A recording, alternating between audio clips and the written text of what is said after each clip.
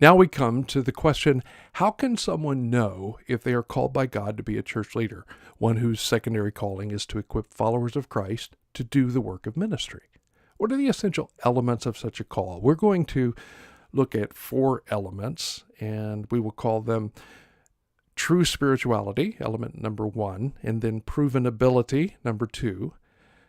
Element 3 would be virtuous affinity, and then the last one, 4, would be confirmed opportunity. These are concepts that sum up the major characteristics of someone we would call a church leader. Let's begin with a look at true spirituality. God cares so much about having qualified church leaders that he has actually placed in Scripture a detailed job description of a church leader. Now, 2 of the primary and most familiar passages would be in 1 Timothy 3, the description of an overseer, and in Titus 1, the description of an elder. This divinely inspired church leader job description places its greatest emphasis not on theological knowledge or even on ministry skills, but primarily on Christian character. And this, again, runs very contrary to the common view of what a church leader should be, in that it is not charisma, it's not skill, it's not theological knowledge, it's primarily character. As Scottish pastor Robert Murray M'Cheyne once said, "My people's greatest need is my personal holiness." M'Cheyne understood holiness to not be dutiful legalism, but a deep, abiding love for God that shows itself in a deep love for people. Or better yet, the words of Scripture where the Apostle Paul wrote, "And now these 3 remain, faith, hope, and love. But the greatest of these is love." So the first mark of a Christian leader, the first qualification, this is a person who has a deep love for God that is manifested in a deep and sincere and authentic love for people. Now, the second element of a call to be a church leader is what we're calling here proven ability. Now, by ability, I mean you must have both the gifts from God, the spiritual gifts, as well as experience through which these gifts and skills have been developed and tested and proven. Now, spiritual gifts are listed primarily in 4 places in the New Testament: in Romans 12 and 1 Corinthians 12, Ephesians 4, and 1 Peter 4. Now, the nature and overlap of these lists of gifts in Scripture imply that they should not be seen as either absolute or exhaustive. Now, by not absolute, I mean that it's possible for some gifts to be listed in Scripture that are not given today. And by not exhaustive, I mean it's possible for some gifts to be given by God today that are not listed in Scripture.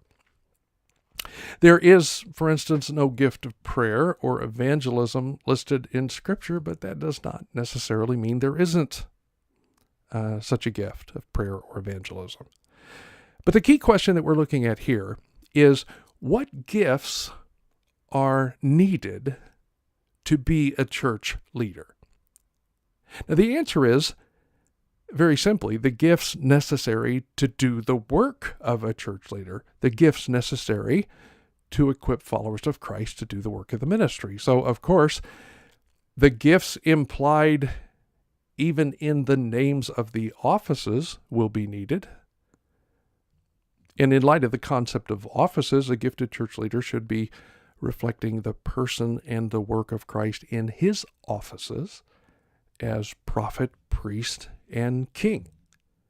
And in the prophetic role, usually that means communication gifts in the area of preaching or teaching. Those are listed, Romans 12:6 and 1 Corinthians 12:19. If you understand the gift of prophecy as being similar to preaching, that would be there. Romans 12:7 actually refers to the gift of teaching. That is a different gift from merely preaching. And 1 Corinthians 4:11 actually refers to a gift of speaking, which is a different Greek word than the gift for prophecy or the gift of teaching. In the priestly role, this would be gifts of shepherding or encouraging in Romans 12:8. There is reference to the gift of exhortation. The Greek word translated there is also found in 2 Corinthians 1, translated as comfort, that God comforts us in our affliction. And so this would be the gift of being able to comfort and tend and care for God's people. For example, a pastor or a shepherd is someone who needs the gifts necessary to love the sheep well, to care for them. Jesus said, "If you love me, tend my lambs, feed my sheep." A good shepherd has the ability to feed them well in terms of Scripture, care for them when they're hurt or sick, and even defend them against anything that threatens them. Often the reference there is to false doctrine or false teachers. And then as we come to the kingly role, often people look to Romans 12:8, the gift of leadership, sometimes 1 Corinthians 12:8, the gift of faith. Now there's a danger in listing all these. Please don't misunderstand. This doesn't mean that you must have strong gifts and skills in all these areas. No such person outside of Jesus has ever. And your awareness of a lack of giftedness or skills in an important area can be very, very good, because you intentionally focus on the developing of those gifts and skills more. And you actually have an advantage in some ways, because you must serve Christ out of your weakness in those areas, and God often specializes in showing his strength in someone's weakness. The third element we call virtuous affinity. This speaks to the desire and the heart motivation to plant or pastor a church. Paul writes in 1 Timothy 3, the saying is trustworthy: if anyone aspires to the office of overseer, he desires a noble task. Now, this word translated desires here is actually a very strong Greek word that desires strongly a noble task. Now, the assumption here seems to be that those called to the office of overseer desire it. They feel compelled to do it. Now, granted, a lot of people have aspired to the office, and they have not been gifted or called to it. Many aspire to this office for wrong reasons. The need to be in control or authority, the need for security, whatever. But the opposite is also true. A lot of people have not aspired to the office, but they have been called because they just haven't aspired yet. They haven't desired yet. For many, the desire does not come until after the gifts have been stirred up while they have been serving. But it would not be normal for someone called to be a church leader not to desire it, just as it would not be normal for someone called to marry someone else not to desire it. It can happen, and the desire can come later. It just does not seem to be the normal way that God calls his leaders. The last element we are calling confirmed opportunity. It's possible for someone to have true spirituality, proven ability, virtuous affinity, and still not have the necessary element of a confirmed opportunity. In other words, there must be people who see these elements in your life and confirm God's calling by giving you an opportunity to use your gifts in serving them. There must be a need somewhere and an opportunity where people want you, call you to lead them and to shepherd them and to equip them.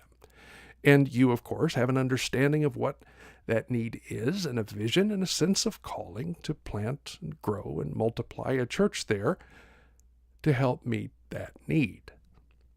Pastor and author Tim Keller makes the point that not everyone has the same starting point in seeing and developing these three elements of ability, affinity, and opportunity. In other words, for some leaders, they have the entry point of ability, and then they move from that to discovering affinity, and then an opportunity unfolds itself. Or for others, they have an affinity first and a desire to do a particular work, and then the opportunity arises, and all of a sudden they see the need to develop the ability, and they do. Or somebody just has an opportunity thrust on them, and pretty soon they start having a desire to do it and develop the abilities. And so as you begin to explore these different elements in your life, understand that they often appear in different orders.